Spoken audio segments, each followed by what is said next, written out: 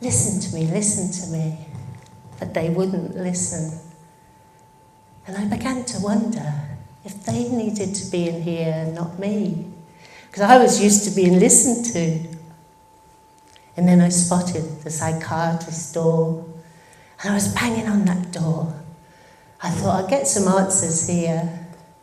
But instead of getting answers, I got chased down the corridor by 4 nurses and an injection put into my bottom, pushed onto a bed.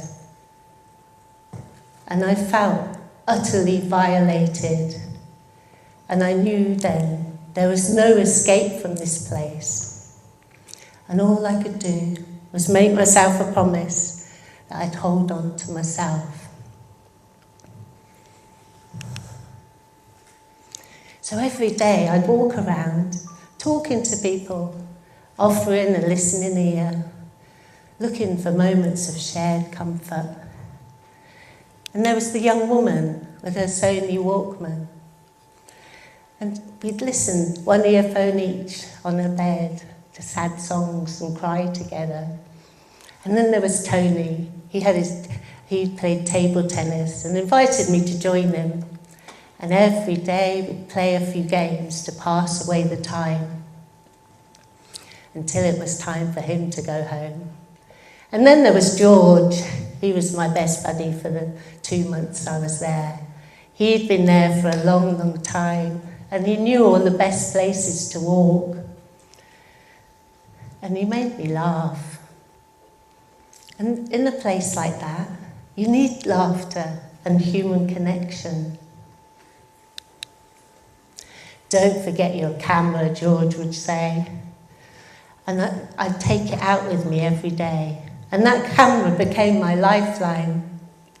I'd capture the minutiae of daily life in the hospital, the beauty of the grounds, acres of pink cherry blossom, yellow daffodils and red go slow signs.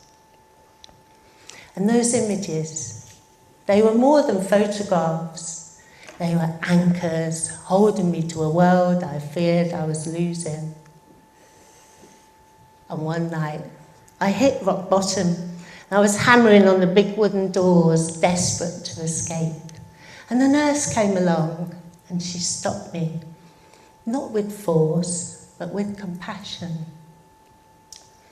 And she gently guided me to the dining room and sat with me while I ran round and round and round, expelling the pent-up frustration and fear in loops of manic energy.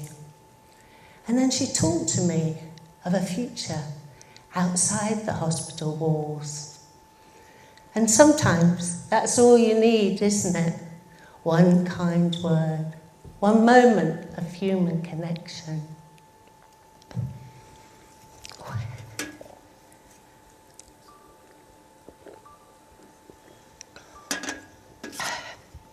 And those people in the hospital, Tony with his table tennis, the young woman with the sad songs, George with his jokes and the nurse, they were my village within the hospital.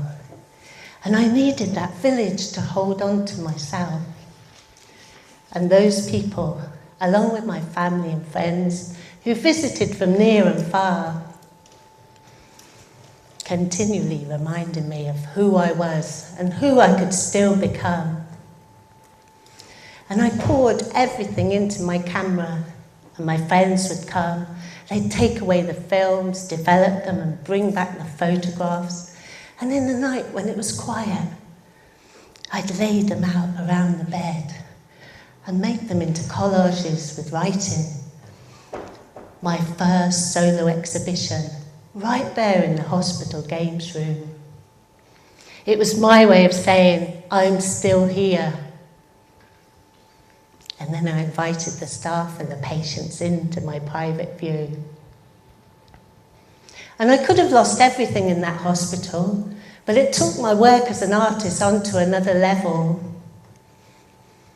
by capturing my world within my experience of mental illness with my camera.